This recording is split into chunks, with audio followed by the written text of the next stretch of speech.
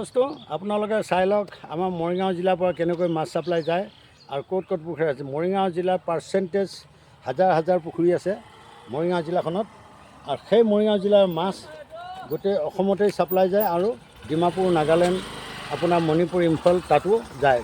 গতিকে আপোনালোকে দেখিছে এইটো পুখুৰী কিমান ডাঙৰ, কমচে কম এপুৰা মাটি পুখুৰী হ'ব। আকৌ আপোনালোকে এফালে আহক, এফালে এয়া দেখিছেনে মাছ উহা মাৰি আছে, ঢৌ খেলি আছে মাছে, এইবিলাক ঢৌ খেলি আছে দেখিছে।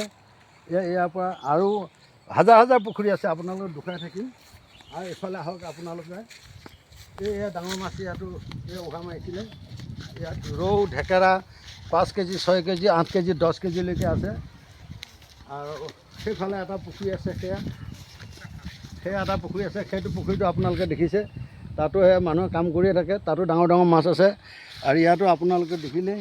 গতিকে এইবোৰ মাছ কিছুমানে ৰাজনীতি কৰে, এনেকুৱা তেনেকুৱা মুছলমানবিলাকে পুখুৰী কৰে, হেৰি কৰে, এইবিলাক মিছা কথা। কিন্তু আপোনালোকে চাব, এইবিলাকেই মাছ আমি সকলোৱে মিলিজুলি খাই আছোঁ, আমি হিন্দু মুছলমানে।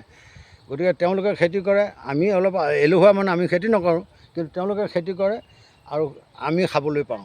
গতিকে আপোনালোকেও দেখিছেই, আপোনালোকেও জানে। গতিকে সেইবিলাক ভ্ৰমত আপোনালোকেও নাযাব, আমিও নাযাওঁ, সকলোৱে মিলিজুলি আমি থাকিম বুলি ভগৱানৰ ওচৰত সদায় প্ৰাৰ্থনা কৰি থাকিম।